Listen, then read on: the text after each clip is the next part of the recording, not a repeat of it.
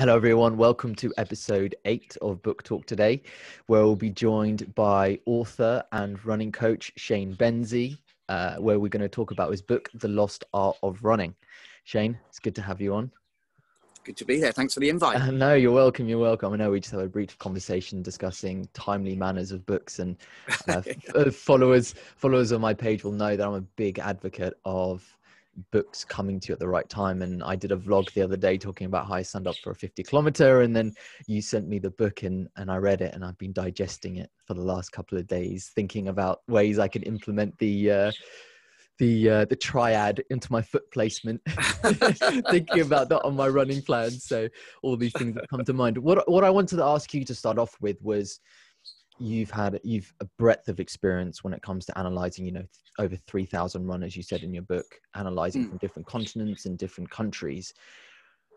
I wanted to go sort of a couple of steps back and say, why do you think running is now not as commonplace as it was previously? Now, in a Western society, we have quite sedentary lives, so we don't have to do the same things as other people have to do in other countries. Where did you find that turning point in history, and why do you think it's gone so downhill since then? Yeah, so I guess if you go right back to the very start, when we were kind of persistence hunting, running around was one of the ways that we kind of earned our living. And evolved to do that. That was a big part of our evolution. We are, to a large degree, the species that we are today on the back of having to perform that task. So I guess if you went back kind of 6 million years ago, we would have been very muscular and would have been kind of quadruped. So we would have been moving around on all fours, very muscular and really not moving very far distances at all. But in the name of evolution, we moved away from that. We developed as humans a very, very clever foot and the ability to stand very tall. Okay. Standing tall allowed us to kind of load this elastic system that we have in the body, and it made us very efficient, and we had a very efficient foot. That meant we could cover much longer distances, catch more food, get a bigger brain, get a space program. If we look back at the chimpanzees who we would have been kind of hanging around with at the same time, they're kind of still very muscular and still kind of live in sort of a relatively small space. So our big USP was standing tall on a very clever foot, covering long distances. So that's I'm not saying we've necessarily been successful as a species, but that's what we did. Yeah. And we now populate the world, on the back of that efficiency, essentially. So we were, we did develop as runners, and we ran for a long time. And really, I guess when the farming revolution came and we stopped being hunter-gatherers, we no longer needed to run. And as an animal, because that's kind of what we are actually designed to be pretty lazy. Not lazy in as much as we can't be bothered to do anything, but lazy in as much as we must save calories. So if we don't have to run to chase something, or if we're not being chased by something, then we don't run. So we didn't run for a long time. And then really, and so we now find ourselves, when we do run now, it's for pleasure. So, we are still designed to run, but really now just do it for pleasure rather than necessity. Yeah, and only the crazy people do it for like real pleasure. I think a lot of people sort of have this idea. Too fun. Yeah. I think some people have this idea though that they're either runners or they're not runners. And I think your book highlights the fact that we're all born genetically with the ability to run. It's just that's why your book's called the Lost Art of Running, is the fact that we all have the capacity to, but we've just, due to circumstance and evolution, we just haven't been in the position to utilize it best. Absolutely. Yeah, we are still very young as a species, and absolutely are designed to run, and could and can if we choose to. But many of us, you're right, will say, I'm not a runner. And actually, people ring me up for coaching and say, I just have to warn you, I'm not a runner. But yeah, we definitely all can. But I think there are two big things that kind of influence. There are many things that influence our movement, because I see running as a movement skill. Yeah, we tend to treat running as this kind of blood and guts thing where we stick a pair of trainers on and we try really hard. But actually, I see running as a sequence of beautiful moves that propels your body. You know, that's how I like to think of running. So I see it as a movement skill. And there are many influences, but the two really big influences on our movement, I think, in the Western world are, running is largely about posture, okay? There's lots of things going on, but posture is very fundamental to our running. But our dynamic posture is only ever going to be an extension of our everyday posture. So how we live our lives determines the kind of sea of tension that we take out into our running. And that tends these days, certainly in the Western world, to be a pretty negative posture, doesn't it? We sit a lot, you know, and our body isn't in great positions. So we have a real challenge there to try and do something that's beautiful and dynamic with a body that's used to being in some pretty strange situations. And then the second one, and this is probably more fascinating, I think that the first one would be quite widely accepted. The second one is that our dynamic movement, your movement, when you go out for a run tomorrow, although you've read the book now, so maybe it will be different, but when you go out for a run, your movement is based heavily on your perception of that movement. So what you assume is happening as you run has a huge influence on that run itself. Now, your listeners might be thinking, yeah, but I don't really have a perception of my movement. I just run. We all do have a perception, even if it's a kind of a subliminal one. And the subliminal perception we have of our movement is mechanical, because we grow up on a diet of biomechanics. And biomechanics, I think, is the way engineers describe movement. And we see ourselves as this kind of almost skeletal structure that moves with levers, and muscles power those levers. And it's a way of looking at something. It's a subjective view. I think that's what makes moving exciting. But it doesn't inspire you to move in the way where we would engage this amazing system that we adapted to 6 million years ago, which is our USP. What's fascinating is the moment you try and get someone now to do something dynamic, they try and use the muscles we gave away a long time ago. And we ignore the amazing gift that Mother Nature gave us. Yeah, definitely that inherent. That's the thing I liked about the book, is that proprioception thing, because it made me think about, so I used to play quite a lot of golf. So I was a big golfer, and when I used to have coaching, it was a lot about what's feel and what's real. So the differences between feel and real.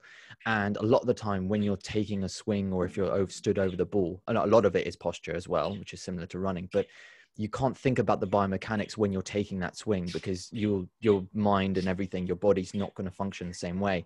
It's a lot about how you feel and the relationship between your hand-eye coordination, but also the way in which your body moves, turn, where your hands are.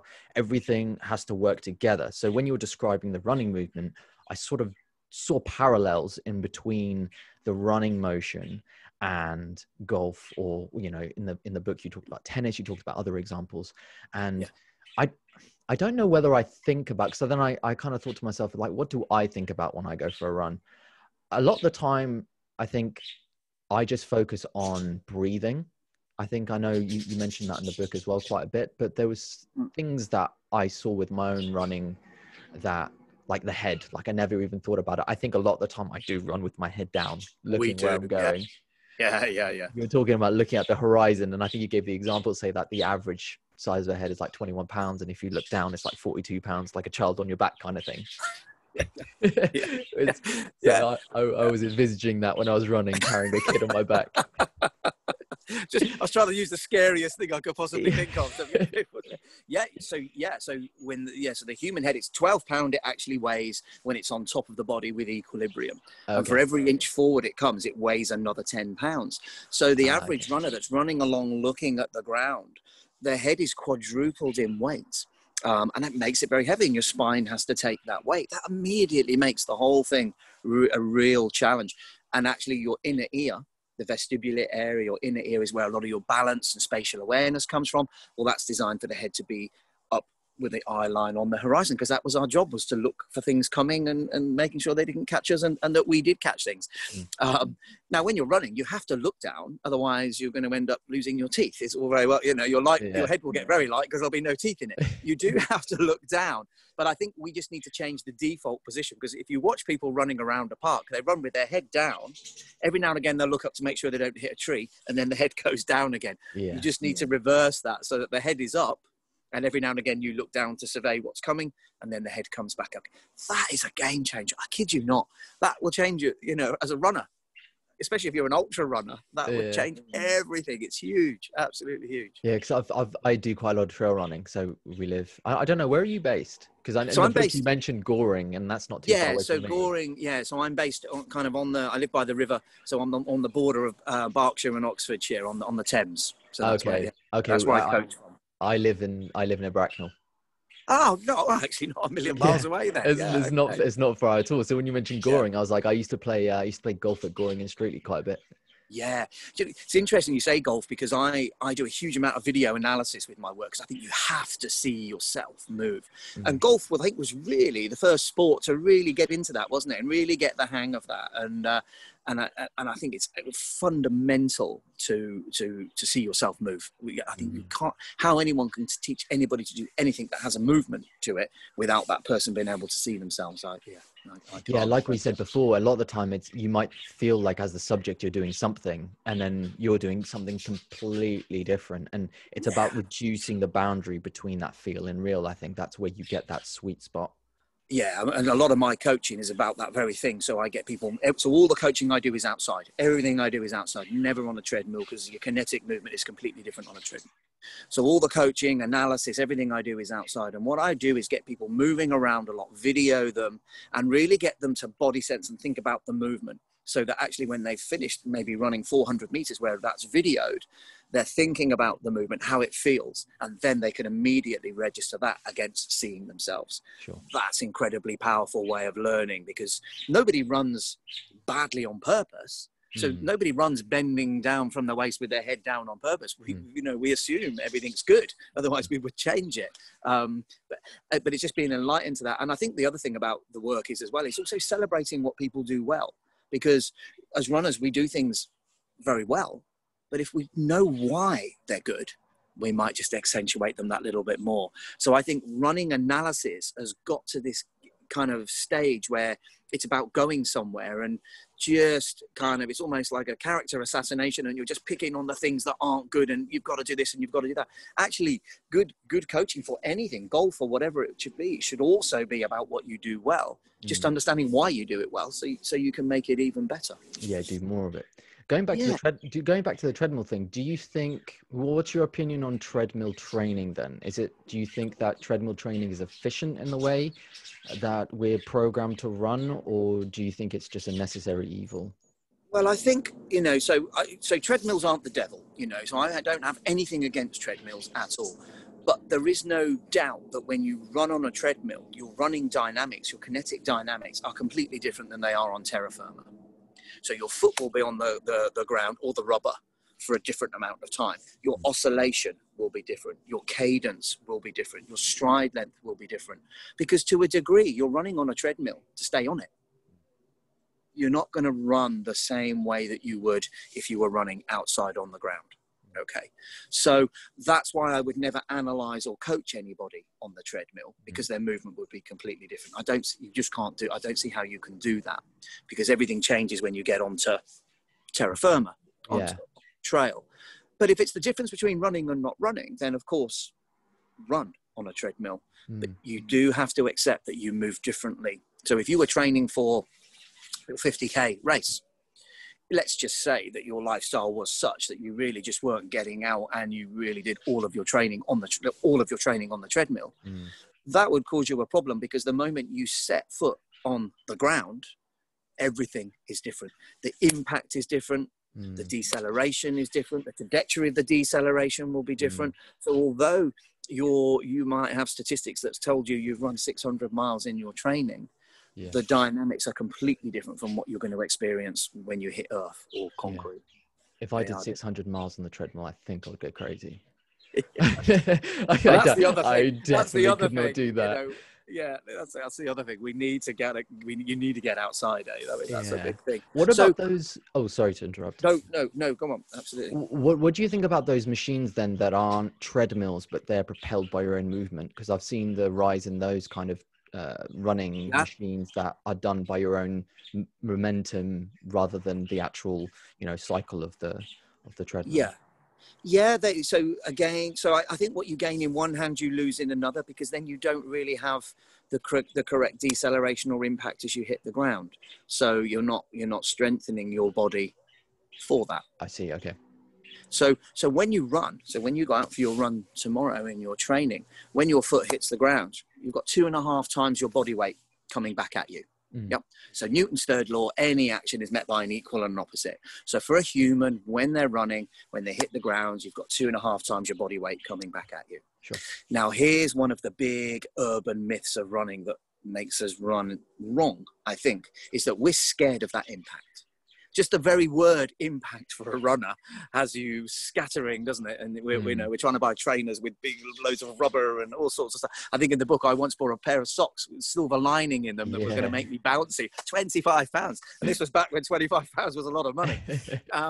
So impact for a runner, if you only remember one thing from this whole thing, impact for a runner is a beautiful thing, because impact turns into elastic energy and propels you forward.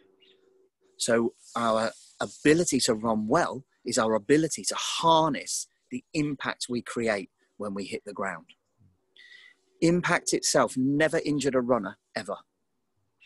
It's mismanagement of impact that injures you. So we need, as runners, to develop a beautiful relationship with the ground where we take that impact and we dissipate it around the body to throw ourselves forward. I think we have a very adversarial relationship with the ground because we blame it for impact and all of our problems, and we almost try and move over it without connecting with it, which ironically means we don't run with good gait, which means we don't dissipate the impact well, and then it does beat us up. So you need impact coming back at you to create bone remodeling, fascial rejuvenation, muscle re-architecting. It's all based on weight bearing. You must have a beautiful relationship with the ground where you hit it. Because I've always read the idea that you should be running on your toes. Like, I don't know where that came from. I don't know where I heard that. But to me, it never really made sense. Because I thought to myself, well, if you're running on your toes, surely then your toes are just going to get messed up. Because you've got all your weight on your toes. Yeah, I mean, you wouldn't have to be a genius to know that. So I think, crazily, a lot of gait analysis and coaching still now today is based on sprinting in the 70s, which is where that came from, the toes thing. Because you would sprint on your toes because you've only got to go 100 maybe 200 meters, then you can go home and have your tea, so that's fine. The toes will cope with that, but not for any long distance. And then we had this whole thing come out that heel strike was bad. Mustn't heel strike. That's really, really bad. And that's true. And I think that revolution of no, you must not heel strike by default sent a lot of people then onto their toes because they were just absolutely terrified of heel striking.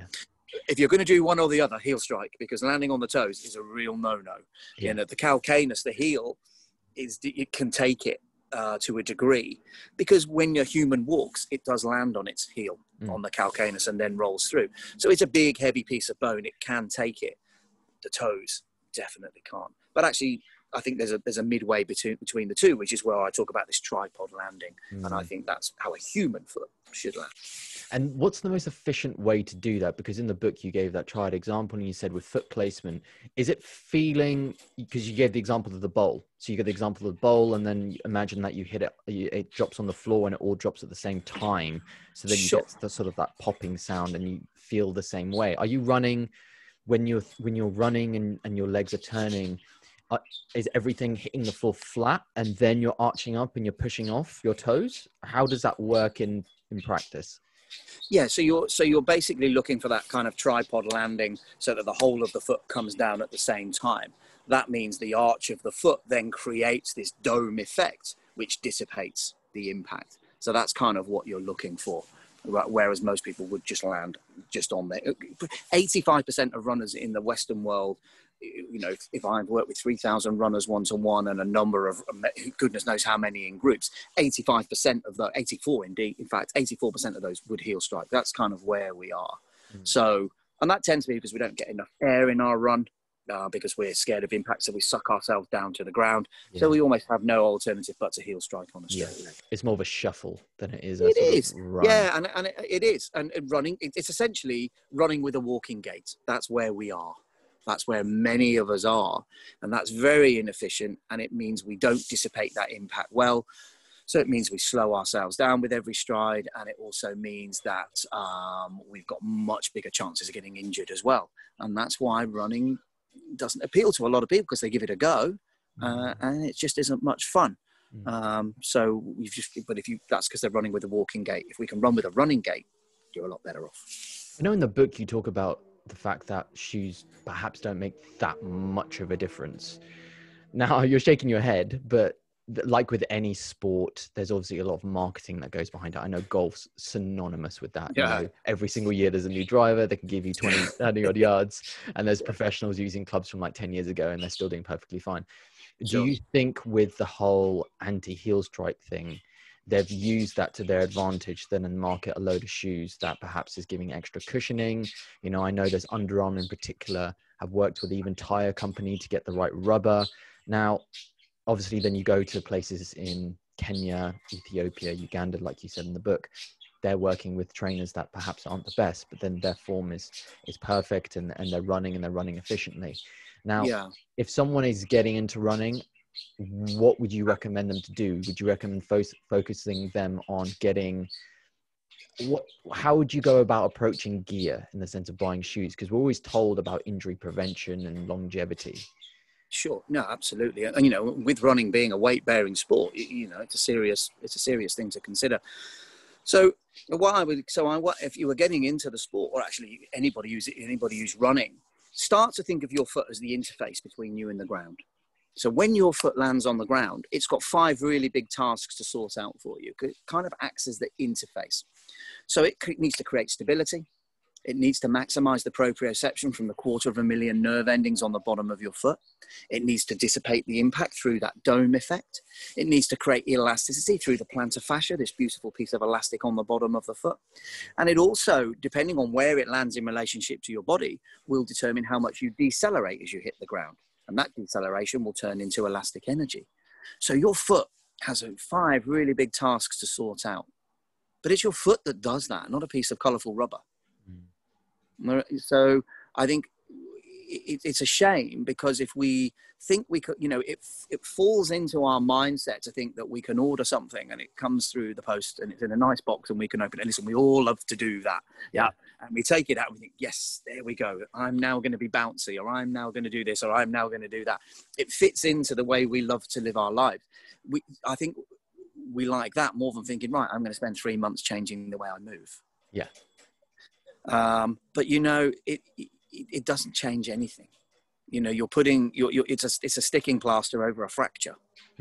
I really don't think it changes anything at all. We want to be protected from impact, and yet impact propels us. We just need to. That was the main thing I got from your book, is the fact that we're always, I know we just discussed it, but the idea that we're always scared of impact. But in your book, you gave a great description when you went to that seminar, and he was talking about the elastic band from your feet to was it to here? Yeah. Well, actually, it actually goes up in the superficial front line of fascia. Actually, goes up into the skull from your toes to the skull. Yeah. Yeah. So you're talking about the idea of it's that elasticity at impact that gives you the propulsion going forward. But we're almost told, you know, you have to beware of the floor. It's like when you're a kid, and you're jumping around the living room and on the sofas because there's lava on the floor. So I feel like it's the same thing. It's the same thing. And what about the difference between, you know, trail running shoes, running on the road shoes? Is there really that much difference, or is it just protection at that point because of? So I think so. I work with a company called Innovate, who I don't know if you've ever worn their trainers, but they make trainers, and for all types of environment, but often for mountains and hills and mud and trail and all that sort of stuff. And if I was working then, what I would say is that, you know, the foot is an ingenious thing. Let's not second guess it. by trying to tell it what to do. But what we can't do is run around in bare feet anymore. You know, if you go to the Rift Valley, yes, they can. And if I go to the Amazon jungle and the Sahara, yes, they are. They are still doing that. Trust me, our feet are very, very different to theirs. You know? So we can't do that. We have to wear footwear. But that footwear shouldn't tell our ingenious foot what to do. It should, to a degree, protect us from the environment, but allow us to interact with that environment as well. So if you're running trail, you want something that grips in mud and is good to gripping on rocks. If you're running on a track, you want it to interact with the track. If it's road, interact with the road. So the trainers should protect us from hard things that would hurt our feet, but allow us to interact with the environment, but allow the ingenious foot, bearing in mind, it's one of the two big gifts that Mother Nature gave us, elasticity and a clever foot. Allow it to do its thing. The moment you start stopping it pronating or stop the arch working or load the heel, it can no longer do its job. It can no longer do its job. And do you think that contributes to injury, or do you think that contributes to efficiency and speed? Which one do you think it is? Or a bit of both? Yeah, so I think if you think you've solved your problems by spending £150, then you're not going to think too hard about how you do things. So therefore, potentially, you're more likely to get injured. I mean, where does that impact go? If Newton's third law tells us that when you hit the ground 2.5 times your body weight comes back at you, that impact still comes back at us. I don't really think we dissipate it that well. The best shock absorber there is self-preservation. It's those 250,000 nerve endings being able to feel the ground and make a clever decision about how you should relate to the ground. But what I'm not saying here, and this is really, really important, I'm not saying that minimalist is good. Yeah. I don't think it is, because we're not there. So, I don't think we should all be chucking away our trainers that have got any cushioning and running and going and buying something super minimalist, or just running around in bare feet, because we're not that person. We're not that animal anymore.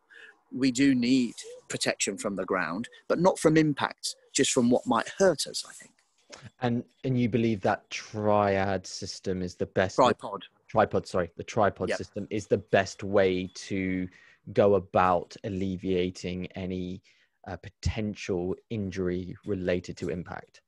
Yeah, I think it is. Yeah, because I think it gives you the stability, and it allows the dome effect. So that when I was talking about dropping the bowl on the kitchen floor and it just making a pop sound if it lands face down, it dissipates the impact. That's why it doesn't smash. The dome effect of your foot allows you to do that as well. And so a lot of my work is, I work on 6 continents and I study athletes all around the world. But again, I'm living with tribes and indigenous people who don't wear shoes, very, very rarely. And I watch how their foot works, running as well as not running. And often I have to get them to run because they don't run. Why would they run? They have no reason to run. They don't get up at 6 a.m. and run around for fun, because they're kind of thinking about where their food's coming from and they don't want to waste calories. But if I get them to run, then it's a great way of watching the human foot work that has no preconceptions of biomechanics or anything, or the negative nurture of the Western life either. So it's just as close as I can get to how a human would move. And you found that commonalities across multiple continents in the way in which they run. Yes. Is that the common factor behind that? Yes, it was. Absolutely. There were some places. So I spent some time, it's in the book, living in Nepal with a community of Sherpas. So I wanted to try and crack this code of how come Sherpas can carry 2.5 times their body weight and, be amazingly strong. So I went out to live with them and trekked with them and worked with them and spent time with them. And I wanted to get them running to see how they would run. They can't run. There's just not in their software to run. They never run. Everything's either straight up or straight down, but I managed to find a flat piece of ground and got them to run. I was absolutely hysterical, hilarious, just loads of fun with them on it, because they're super strong people, but they just could not run because they never have. So they were just very, very straight legged, just never ever done it. So, you would think that it would be in their DNA because they don't have that negative nurture of Western life, but because they've never done it, they couldn't do it. Yes, it's their daily movement. Didn't have it in their software. And this is where, what is movement? Well, for me, movement is a software thing. because a lot of people will think, right, okay, I'm going to change my gait. I'm going to change my golf swing. I'm going to change the way I move. And we think in our mind, because it suits our biomechanical thought process, that we're going to create new muscle memory. But muscles don't remember anything. They're really not that clever, and they're not that interested. They might get strong at a task, but they only do what your very clever software tells you to do. So if you and I had a coaching session, and even during the coaching session, you're not teaching yourself new hardware muscle memory. We're just rewriting your software. Once that's rewritten, that tells your muscles now what to do. Muscles really don't make the decisions. When you're running and the muscles produce lactic acid or lactate, they're only doing it because your software tells them to. This is everything. Okay, can you explore that concept a bit more? So it's not my field of expertise. Okay. But when you're running, our muscles produce lactate. Yeah. Yep. We all know that. We've had that feeling. Yep. But the muscles don't think, right, okay, you're working quite hard now. I'm going to produce lactate. Your software tells them to do it. Everything's really governed here. For what reason? To slow you down. You're going too fast, too hard. This is your rev limiter. So then is that the part in the book where you're talking about the power of the mind, in which you can just overwrite that, in the sense of, is there a way that you can just convince yourself that you can just keep on going and then your body will rewrite itself? Well, this is so, we're all running around trying to build a big engine to get fitter. And it's, that you can make some gains there. I think there are huge gains in the way that we move that can make double-digit gains. And I'm pretty convinced that here, the gains are even bigger, because this kind of, it's all going on here. But we don't even know what we don't know. But there's a lot of research going on and I, my job really is to go and look at beautiful movement, and then get data on that and video, and then come back and work with people far cleverer than me to tell me what it was I saw, because I'm really not that clever. So I will go and find very clever people that will tell me what it is. And so in the book, it's Samuel Makora who will explain how really this is kind of governing everything that we're doing. And the better we can train this, the better we'll be. So a lot of my coaching is based on really thinking about your movement and getting this linked to your movement. Getting it as one thing. So I kind of really advocate this as you're running, this self-check-in, where you're kind of checking as you're moving, asking yourself questions and answering those questions with positive self-talk, because that's incredibly important. Yeah. One question I did want to ask you was, where do you think the benefits of running long distance sort of dissipate? Where do you think the marginal gains of running a long distance just become about actually increasing your chances of any potential injury? Because, when I think about these races that are, multiple days across hundreds of kilometers, has there been any, in-depth studies about the potential harm, the potential benefits of doing such things like this? Or is it just more of a mental test than it is about the physical benefits of doing so? Well, I think I think there's this general feeling that the longer you run, the longer distances you run, the more it becomes more the mind than the body. I think it definitely does become a mental game. I think it's like anything. I don't think it's damaging. I think if you run well, then I think it's, you're strengthening your body. And if you run long distances, then, to a large degree, you're strengthening the mind, because you find a lot out about yourself in a 50K or a 100K or a 200K or whatever. You do learn a lot about yourself. But I think you could get injured doing a park run, anything, if you don't do it well. But I haven't really come across any studies that myself that I would kind of recite that say it's necessarily that bad for you. Okay. I don't think it's a cut-in 20 where you say, right, anything above 50 miles, you're starting to damage yourself. Yeah, because I've never heard of anything related. Because when I think about someone running for that period of time, it crosses my mind to think, okay, maybe this is my pessimistic viewpoint, but it's my point. Where's the sort of the benefits of running that distance? Sort of when does that outweigh so when does injury become more likely and all these kind of things that sure.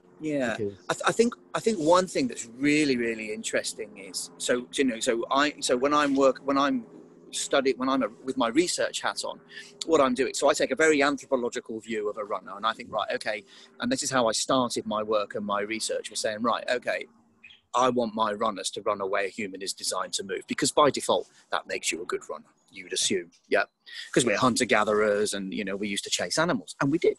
But, you know, our hunter-gatherer ancestors would never have run more than about a half marathon at about a 4-hour marathon pace. So if you go off and do your 50K, you're actually doing something far in advance of what a hunter-gatherer would have done. So you're actually taking human movement, and then we've got to turn it into human performance. So, you know, the body isn't able to just run indefinitely. I think that's a fallacy. You know, we're not designed to be able to run 300 or 400 miles just because we're humans. People that are doing that are taking human movement and then squeezing human performance out of that. And that's where a lot of my work with athletes is creating that performance.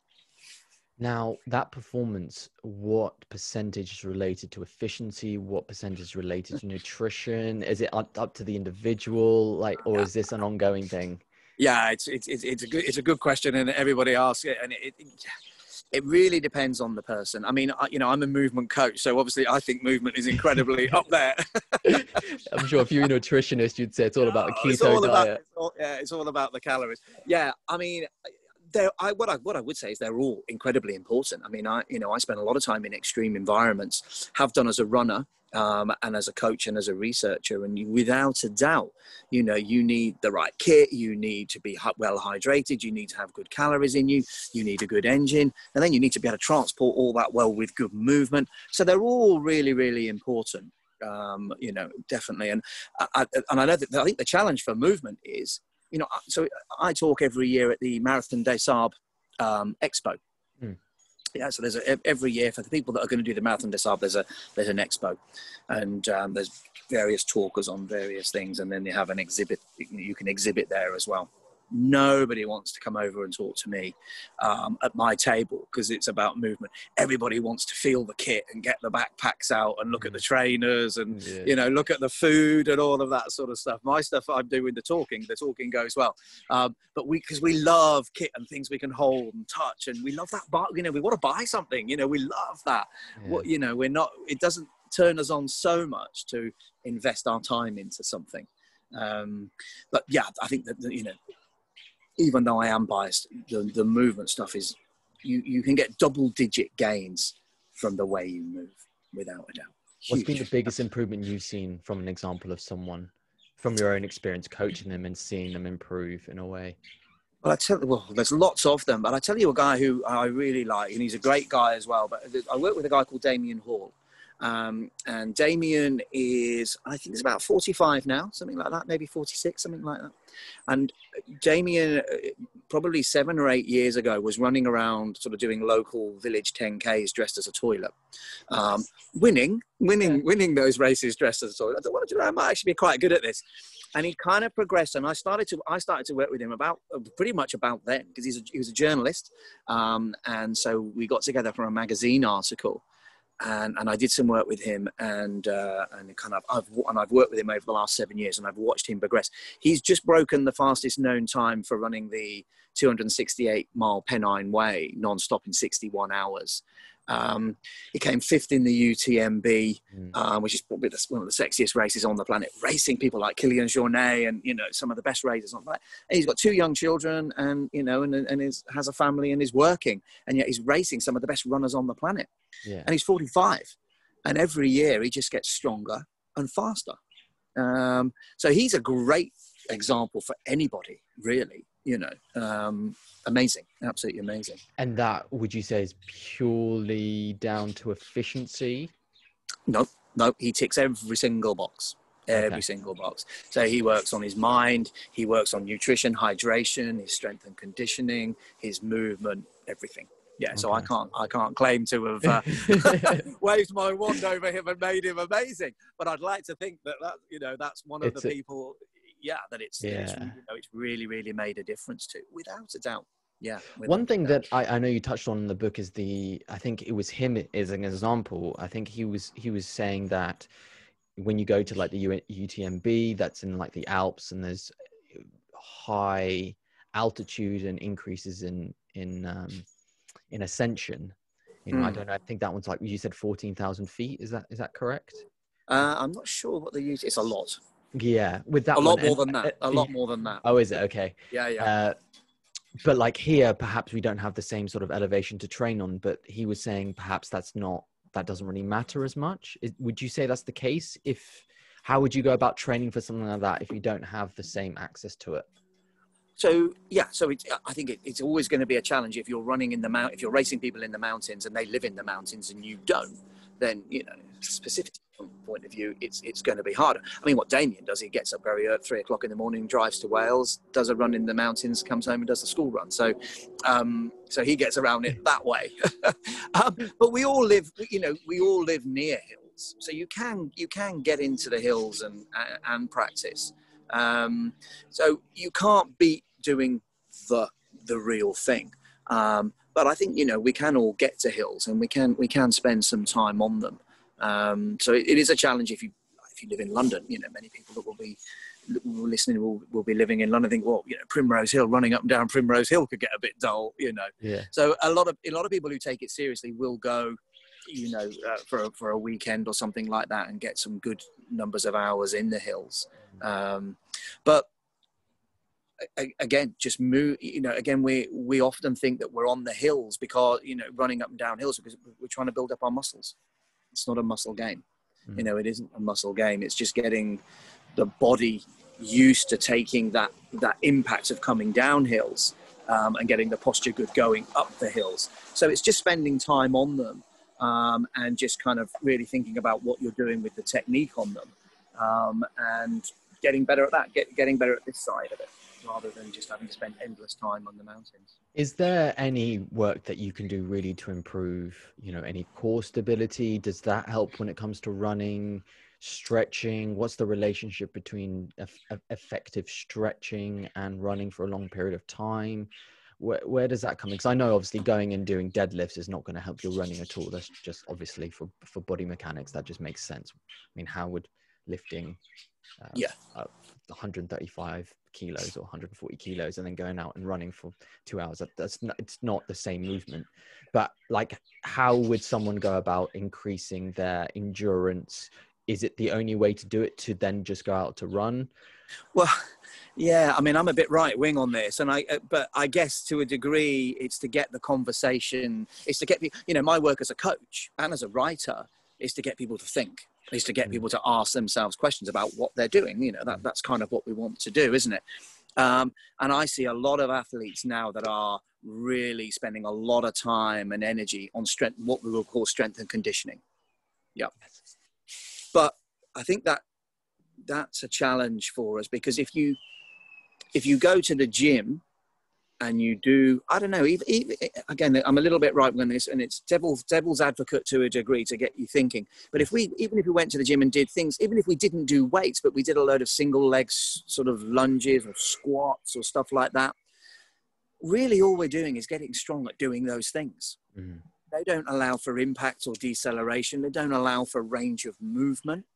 And if movement is a software thing, to a degree, it's potentially contaminating our software. Mm. Because running is a full body movement. Mm. Every single part of your body is getting involved when you run. Yeah. So, and what really kind of reiterates that to me, and kind of where I learned this is if I go to Ethiopia and Kenya and see some of the best runners in the world, they don't have a gym. They build specific strength. So if they were to run around the trails, they are conditioning their body to make that sporting movement. Making that sporting movement creates absolute specific strength. So it's conditioning for strength. I'm not even sure what strength and conditioning is, because if I was sat with 50 people, and I often am coaching, if I coach groups, and I might say, right, what's strength and conditioning? People will put up their hand, and all they will talk about is the word strength. Mm. Never do they mention the word conditioning at all. They will just mention the word, well, I'm going to get strong because I want to do the task. But conditioning is conditioning the body to make the sporting movement. But in just bog standard strength and conditioning, you don't do that. You don't do the sporting movement at all. Now, there are some great strength and conditioners out there who will allow for that and do that. But it's a real challenge. It's a real challenge because running is a weight-bearing sport where you keep hitting the ground a number of times. Strength and conditioning doesn't get you ready for that. Doesn't get ready for that full body impact. No. And so, you know, I work with a lot of endurance runners, ultra runners who will race in the spring and have just spent the winter strength and conditioning. Boy, they look good. You know, when they're stood on the start line, they look good. But a few miles in of impact and their body just isn't used to that. Yeah. So it's what, you know, in the book, I call it Darwinian fitness. That's how I like to think of it. So it's fit for the body, that the body gets fit at performing the task. Not necessarily engine fit, but fit to perform the task. It's both software and hardware. And it's, you know, it's why a javelin thrower gets amazing at throwing a javelin and why a high jumper gets great at high jumping, because there's software and their body adapts to that skill because they do it a number of times and it adapts to it. You get a high jumper to throw a javelin, boy, it's not going anywhere. You better duck. Yeah, and you get a javelin throw and try high jump, but it's not going over the bar. They're both incredibly strong and have good software, but their body isn't specific for the task. So I believe we can, to a large degree, condition our bodies to do the movement which creates specific strength, and we do that by running. Yeah. So if you've got an hour to kill and you want to be a better runner, run. Yeah, just run. Yeah, just run. I mean, now if there was a strength and condition here, and there isn't, and so that's not really fair. But if there was, they might say, but if the person isn't strong enough to make the movement of running, how can they run? That's a valid point. But it's very rare I can't get somebody to run 300 or 400 meters. And that's enough, because tomorrow you run 600 and you build it. We'd be happy to do couch to 5K for our engine. Why would we not do couch to 5K for building our body up to be fit enough to do that task? Sure. That actually relates to one question I did want to ask you. When it comes to training plans, what's the best progression? Like, and everyone always says about 5% a week increase. Like, how do you go about tailoring plans for? I don't do it. Oh, you don't do it at all? I don't do training plans at all. No, I only do movement. Okay. So I never touch training. What did you do? What did you do personally then? What was your approach? Don't do what I did. I'm just interested. I mean, I'm asking the question. That's what sent me on this journey of trying to find a better way to run, because I think every single mistake in the book I absolutely made. I suppose I overload. I think I increased too quickly in what I was doing. I think 10% I hear a lot is, never increase anything by more than 10% at a time. I just did whatever I thought. There wasn't anything very clever behind it. And that showed, to be honest with you.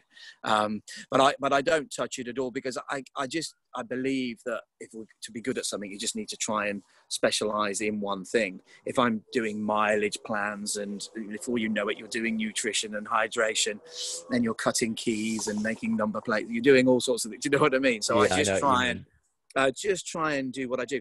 And it works really well, because what it means is I can work with coaches all around the world who will send me their clients to do analysis on them, because they know that we don't cross over. Yeah. So I work with some amazing coaches. What I would say is that generally, from the coaches that I work with who are fitness coaches or do mileage plans, the work is going more towards, it used to be long lot of time on feet, long runs, quite low tempo. But that's all changing now, and people are being more dynamic. So not so much time on feet, more tempo, more intervals, that kind of thing. And from a movement point of view, I would absolutely agree with that.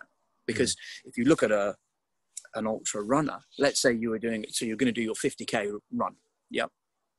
And so your training was based on doing that 50K run. And you might think to yourself, right, I'm going to run that 50K at a certain pace. So I'm going to do all my training at that pace. Your movement will change based on how fast you run. So if you're running around constantly at just a 50K pace, your running dynamics will just kind of move to suit that. So you might have a certain oscillation, a certain stride length. Your foot might be on the ground for a certain amount of time. If you don't challenge those dynamics to be bigger, when you do your race, you're going to have to run that 50K from a movement point of view at your peak. That's hard to do. Whereas if some of your running was at a much longer stride length than you would ever need to move at, a much higher oscillation, a lower ground contact time, everything more dynamic, when you come to run your 50K, you're running well within your comfort zone of what your body can do. And so... You think that's the idea of working at like a 5K pace and your 10K pace and getting that down and then doing that other work as well? Yeah, absolutely. Now we do interval training for our engine, wouldn't we? So we might do fartlek or interval training or tempo training, which is essentially shorter and faster than we would normally do to give ourselves a bigger engine. I believe we should do shorter, faster stuff to create a body that can be more dynamic than it ever needs to be in the actual race. I think that's really, really important. We don't do that enough. And I think ultra runners definitely don't. Because if you just run around at the same pace all the time, this lazy hunter-gatherer brain gets very clever and just slowly and surely by osmosis just gets you to do less and less, and you just shrink into yourself. Because it just wants you to go and sit underneath a tree and wait for a few days until something comes past you can eat. Yeah, exactly. Or go dig for some roots. It definitely doesn't want you running around dynamically chasing nothing or not being chased by anything. It can't work out why you would do that. Yeah. Do you still go out and compete then? No, I don't race anymore. I run. So because I'm very lucky, I get to travel a lot and I go to some amazing places. So I run when I'm, in all of those locations, and I'll get up on a beautiful morning and go for a run. But I don't compete anymore.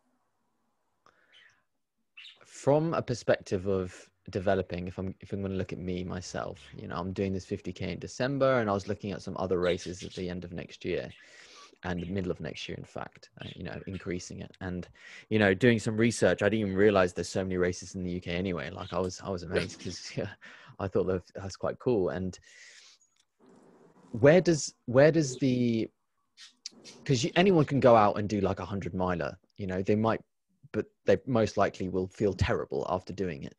Where's the progression? Where's the time taken in order to step up to something like that? So what, from your own experience of body movement and all these kind of things, what's the body mechanics and the engine related to doing 50K in comparison to 100K in comparison to like 100 miler?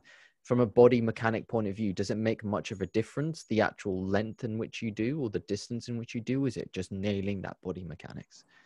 Yeah, so I think, if we load the body well and we nourish it well and we hydrate it well, then, we're seeing by the length of these races, there almost seems to be no limits as to what the body can do.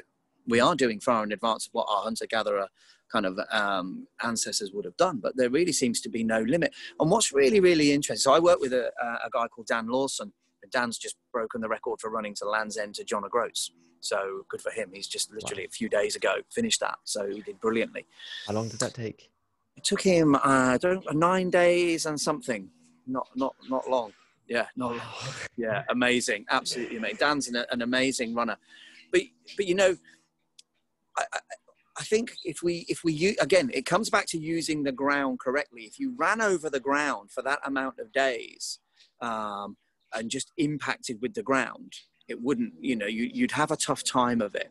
But if we learn to use and have the relationship with the ground that we should have, it changes everything. So just about every animal, so think about this when you're running, just about every animal on the planet has a curve of speed. So it goes from slow and starts to get faster and faster and faster. Somewhere in that curve, it will have its most efficient speed. A bit like if you drove a car at 56.6 miles an hour, it does loads of miles to the gallon. Yep. So animals have the same. They have a curve of speed, and at some point on that curve of speed, they hit their most efficient speed from an energy point of view.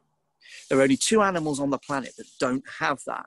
They have what's called a flat cost of transport, and that's kangaroos and humans. Okay.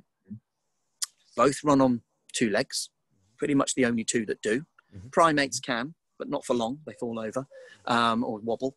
So really, kangaroos and humans are the only two that really do it. And what's fantastic for us, having this flat cost of transport, is that the reason you don't expend any more energy running a 10-minute mile than you do a 6-minute mile is that as you run faster, you hit the ground harder. So if I'm running a 10-minute mile, I might hit the ground at 2,000 newtons of impact, okay? And that'll give me some elastic energy and throw me forward. If I'm running a 6-minute mile, I might create 2,500 newtons of impact, which springs me off even more. So for a human and a kangaroo, the faster it goes, the more elastic energy it creates. So the ground is the very thing that creates the propulsion. So if you get that right, and you load the body well, and you nourish it well, and you hydrate it well, probably sleep is the thing that would pull you down. Yeah. And then you've just got to sleep enough to be able to continue. And often on these long races, it's the person that doesn't have to sleep. So I work in the book with Pavel Polonsky, who's an amazing guy. He's a physicist by education. So he's an athlete and a super clever guy. And I love working with him. I coach him and I love working with him on research. And he's 6'5". So he's a big lad and he's about 95 kilos. So not the way we would often picture runners. But he's won the spine 3 times. One of his great USPs is that, you know, he really can sleep maybe 1 hour in 4 days or something. He just doesn't sleep. So he just crazy. Yeah, he's crazy, but he'll do it at home to see what it's like. You know, he's just, you know, that's part of his training. Yeah. So he just doesn't sleep. Just train himself. Yeah, I've been and stayed with him in his apartment in the Czech Republic, and he'll be sat up all night just working and stuff, and just doesn't really need to sleep much. So when that comes to racing people who do, he can, you know, that's a big advantage. So I think sleep. I wouldn't recommend any of this to your listeners, by the way, because it's a crazy thing to do. Yeah. But I think, sleep becomes the determining factor. We can move almost indefinitely if we nourish the body and move well. It's amazing. Interesting. Yeah, it is interesting when you hear about people that, for instance, do these 2, 3, 4 day races and they only sleep on like 2 hours, 3 hours, because you think to yourself, you always get told, you know, you have to have your 8 hours of sleep a day. But that is true, obviously. But they're doing these races for a small period of time and then they're going back. They're doing it every day. No, and there's adrenaline. And again, it's not my field of expertise, but I've done 184 miles, and I think I did that in 57 hours. Without sleep. So that's being on your feet for 57 hours. You get some great hallucinations. I mean, it's a great experience. You see some stuff. But in your experience of doing something like, sorry to interrupt, in your experience of running 184 miles, what point does it just become your mind just completely takes over your body and you can't even feel your body? Like, what happens to your body during that, and what happens to your mind? Trust me, you can feel your body. you can really feel your body. Like we said earlier on, the longer the stuff is, the more the mind kind of comes into play. To be honest with you, I think once by that time I'd kind of cracked the code to a degree of how to do it, and so it didn't hurt that much. But it is very much a mental game. Yeah. You know, when you said you cracked the code, you mean you just of movement? Yeah. Okay. Yeah. So by then I'd started to understand how to move. You know, what got me into going on this journey around the world to find better movement was the fact that I was getting injured and could never have dreamt of doing that. You know. Yeah. But by then I'd started to work it out and started to understand it. So it was kind of significantly easier. Okay, that makes sense. Who, in your opinion, has the best running form that you've seen? Wow. So quite a few. So Kipchoge moves amazingly well. Yeah. Eliud Kipchoge, who's the guy, so he's the world record holder for the marathon and broke the sub 2. I think he moves absolutely beautifully. And a runner that I worked with recently, actually in Kenya, called Solomon Boit, who's a young runner. Amazing. I think he moves absolutely beautifully. I think we'll hear a lot about him in the future. Is that the one who ran 10K in 26:52? Because I saw that in the book. So that was Ronex Caputo, who took 14 seconds off the world 10K record. road record. And I was like, ridiculous. I know, and I get to work with Rose. So Solomon Boy he trains with Ronex. Okay. Ronex is 20 and Solomon's younger. So these guys wow. are just going to be world superstars. Yeah, absolutely amazing. And I did a documentary called The Secret of the Kenyan Runners, where I went out and did some work on kind of trying to explain why these runners are amazing as they are, and got to work with an absolute legend called Brother Colm, who was a guy who went out in the 70s to Kenya as an Irish priest, a missionary, went out and started working at St. Patrick's School and got the kids running, and that's just produced some of the best runners on the planet. David Rudisha is one of his runners, and so I'm very lucky to spend time with him and work with him on the documentary. But managed to work with Ronex and Solomon, and Solomon just moves absolutely beautifully. Jim Walmsley is very interesting runner in America. I think he moves with huge amounts of elasticity, and got to watch him very closely last year in the Western States in California, where he won and broke the record with a 100-mile race through the mountains and just run the whole thing. But he's doing kind of Olympic qualifying times for 10K. He moves in an incredibly elastic way. I don't coach him, so I don't know if he knows that. But he just moves in a way where he just accentuates that elastic movement. Because the big thing to remember about the fascial system and elastic movement is anything with the word elastic in it, it doesn't want any oxygen or calories. It doesn't produce lactate. It's kind of free. And so it's getting that fascial system down so that you can just keep on going? Yeah. It'll do a load of the work for you. It'll just do a load of the work for you. But we're running around trying to use our muscles, which want oxygen and calories and produce lactate and rip and tear and complain. It's really interesting. And this is where, it's fascinating. It's absolutely fascinating. And because it's how we think we power our body. Yeah. It's how we think, but we shouldn't. We shouldn't. So there's such a limited energy source. Yeah. I've been reading a lot about heart rate training. So do you think that working with becoming more efficiently with the facial system and with the things that you were saying in the book, does that not come into consideration? Definitely. I mean, I don't train fitness, so I don't get too excited about heart rate, but basically the heart is a pump that pumps blood around the body so we can get oxygen to our muscles. If the muscles don't have to do so much work, the heart doesn't have to pump so hard. My work with an athlete about getting them more efficient is to take the toll off of the muscles and replace it with stuff. Though when you do the body movement, well, so my work now. So if we hadn't have gone into lockdown, the first part of this research would have already been done, but we did, so I couldn't do it. But I have now, through ethics research, that's going to have runners running outside in the natural environment with 20 sensors on the body, all over the body, that can give this 3D image of the person running. And this is outside on the trails in Kenya or wherever it would be, but also collecting gases as well. So we're looking at CO2 and oxygen. So you can actually look at how people run and you get running data and 3D images of them running and look at how much oxygen they're using as well. So we'll be able to really start to drill down into this stuff. It's going to be really, amazing. It'll change everything.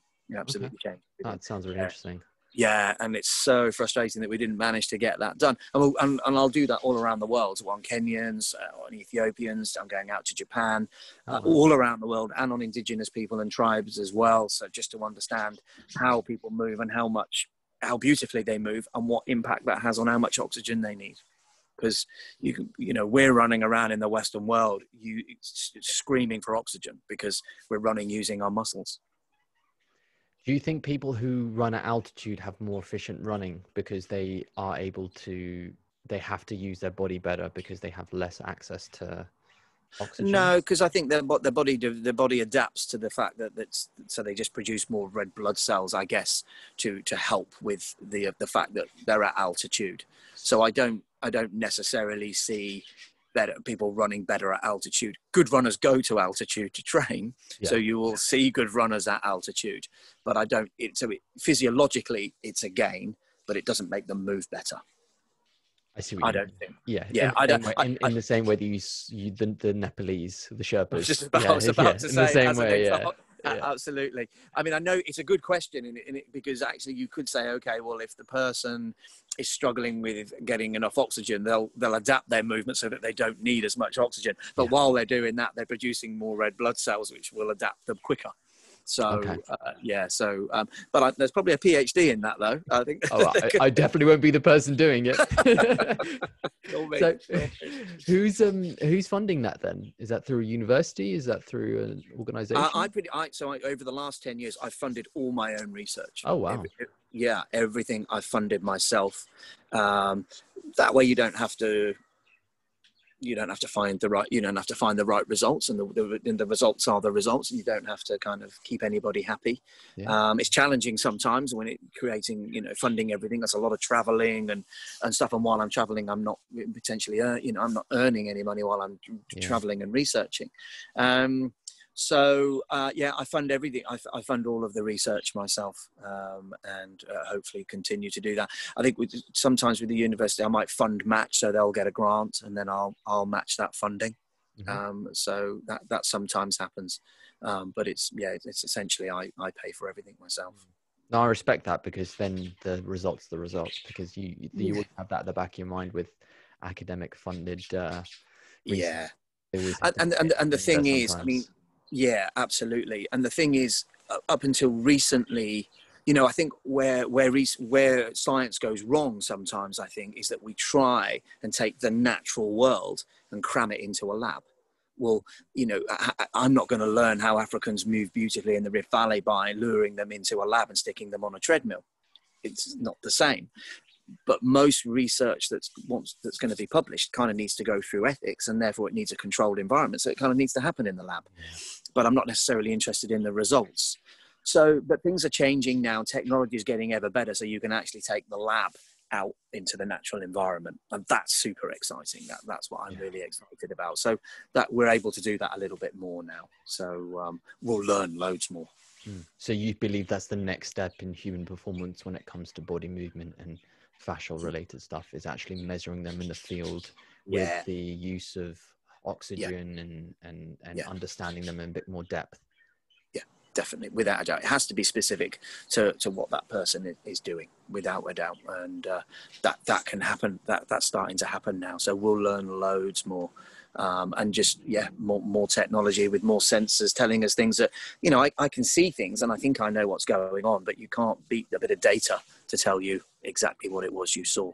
So to confirm your hypothesis. Exactly. Exactly right. And we shouldn't be too much of science is just data crunching and nothing else, and I think you then can miss the bigger picture. So I think there needs to be a healthy helping of what you see, what you feel, the perception of the person that did it, which we very rarely get.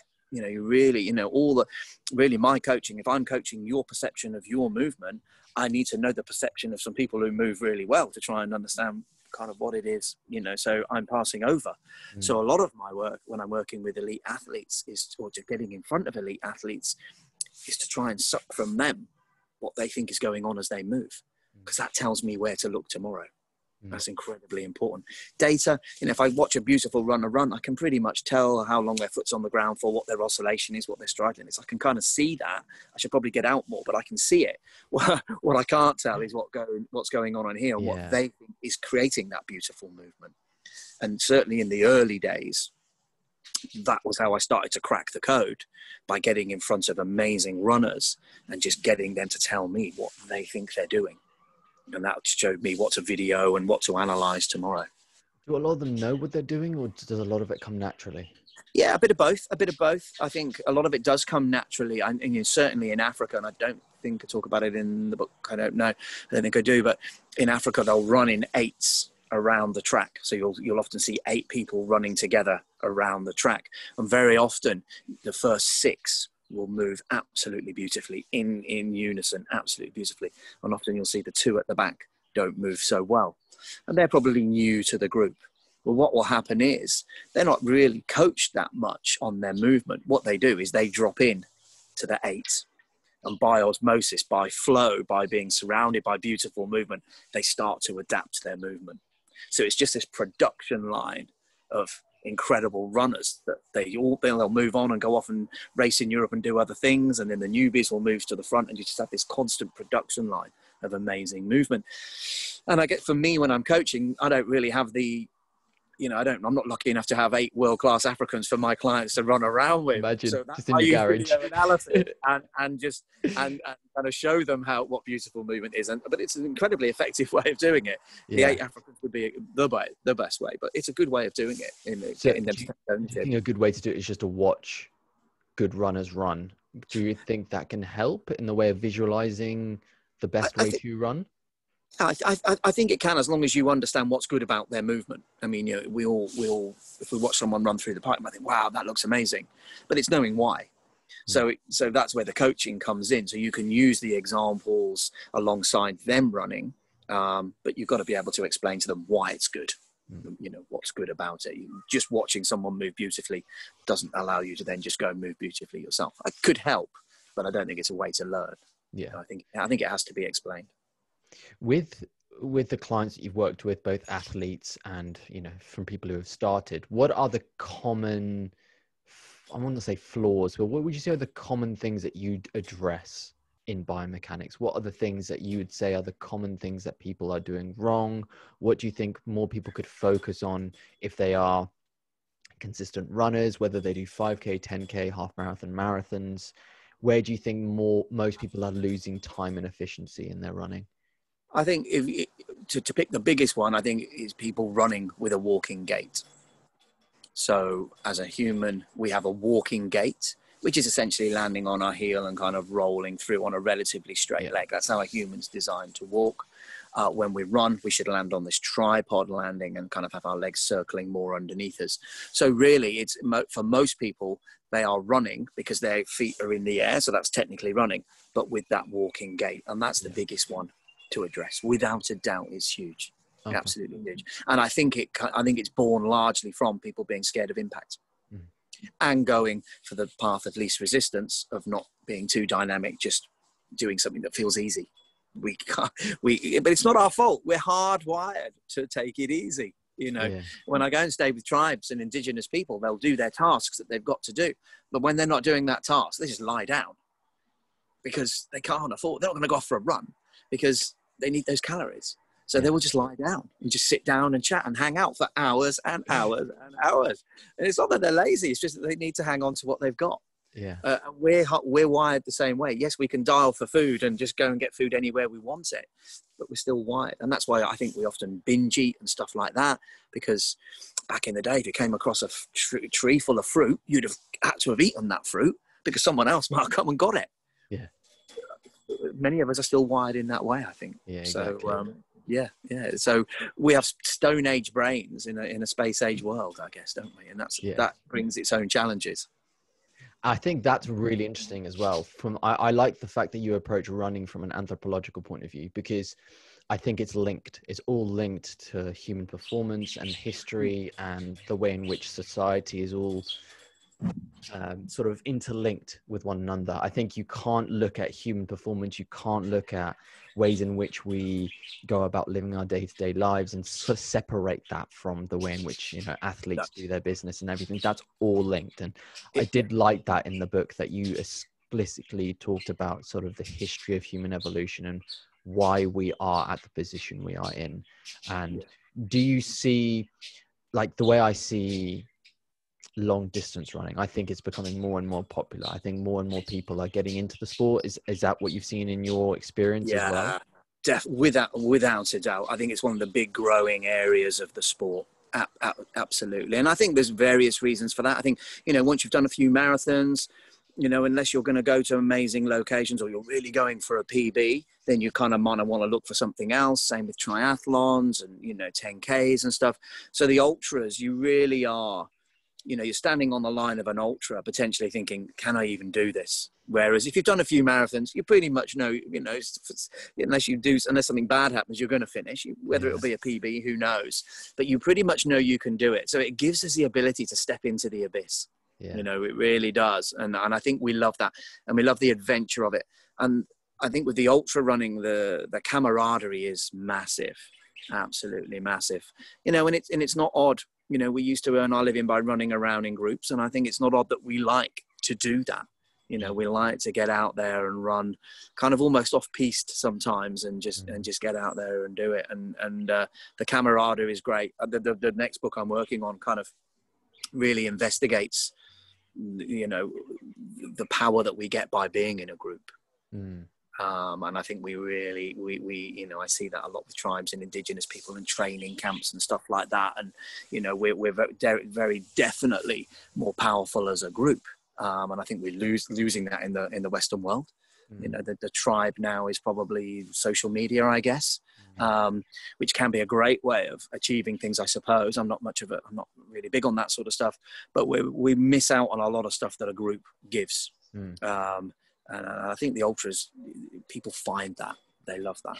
So yeah, it's definitely a growing side of the sport. Do you foresee sort of Olympians, elite runners who focus in the Olympics moving into ultra running? Do you see that happening as well? Well, I think, you know, the Africans is an interesting one.